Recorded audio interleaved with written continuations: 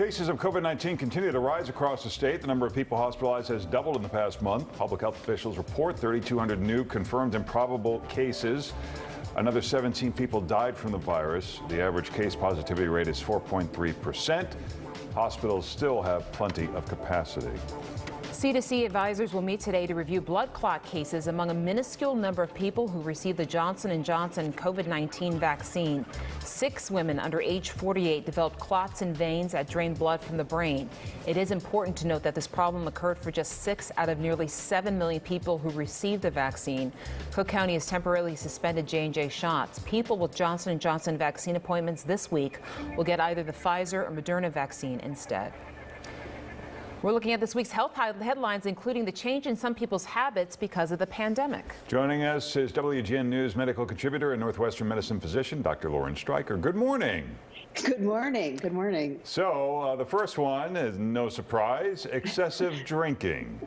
No surprise at all. There was a study that was just released in JAMA that said 1 in 4 adults report drinking more in the last year to manage their pandemic stress. There was a 51% increase in alcohol sales. And this kind of shocked me, a 41% increase in the number of days women were drinking heavily. So instead of drinking an average of 3 times a week, more women are drinking every single day, and heavy drinking, not light drinking. But okay, you're going to guess this one, but guess which group was the most likely to be consistent heavy drinkers?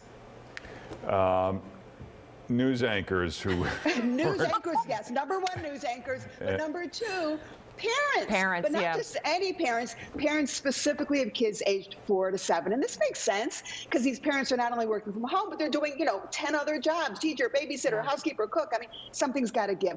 And the bottom line is that this increase in alcohol consumption is yet another indication of the stress that the pandemic has brought on. But medically, in addition to stress and mental health problems, it means more weight gain, sleep issues, and there has been a significant uptick in liver problems such as cirrhosis. So the take-homes, obviously recognize this is stressful, try and get some help, but there's also a real interesting app out there. It's called Cutback Coach that really helps you cut down on your drinking. It monitors your drinking, it helps you cut back. It's not free, it's about $10 a month, but that's a lot less than the bottle of wine that you'll be saving on, right? But this is important stuff, and it really is something that's having a big impact on health. Yeah. In terms of pregnancy, there's been so many different advice from doctors. What is the latest in terms of getting the shot early on in pregnancy or later on in pregnancy? Yeah, so this is the thing. A few weeks ago, I talked about why it is so critically important for pregnant women to get the vaccine, because it is very clear. This is not controversial. If a pregnant woman gets COVID, she's going to have a dramatically higher rate of serious illness, getting intubated, and even death. But there was an interesting study that was just released that looked to see what the impact on the baby would be when the mom gets vaccinated. And this study was published in the Journal of Obstetrics and Gynecology, but it was done right here in Chicago at Prentice Women's Hospital. And the study specifically looked at women who were vaccinated during the last few months of their pregnancies. And the researchers analyzed the blood of the pregnant women that received the vaccine when they delivered, but they also looked at the umbilical cord blood at the time of delivery, which is an indication of what's going on in the baby's blood. And this is what they found. Women had all strong immunologic responses, confirming that they were protected.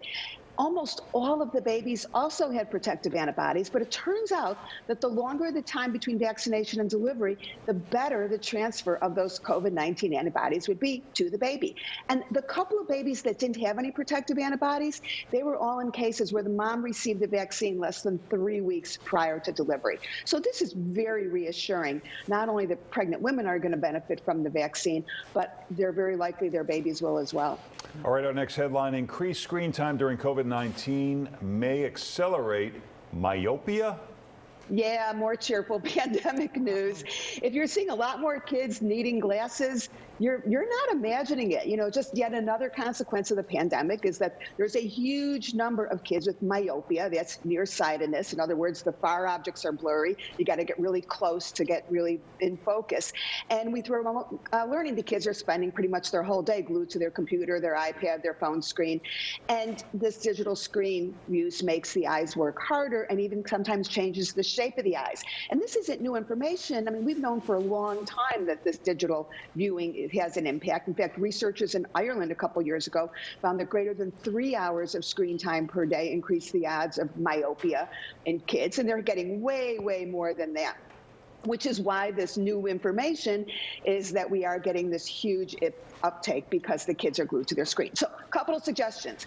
One, limit screen time if possible. Have scheduled breaks with non-digital activities. And evidently an increase in outdoor activities makes a huge difference. Specifically, 11 hours a week outdoor is going to reduce the risk. And if you notice that your kid is like putting his face way up to the screen, you might want to get their eyes checked. All right, Dr. Streicher, thanks so much. Thank you. Thanks, doctor. For more information, go to drstreicher.com or follow Dr. Streicher on Twitter. Time now for On Top. Hey, Anna.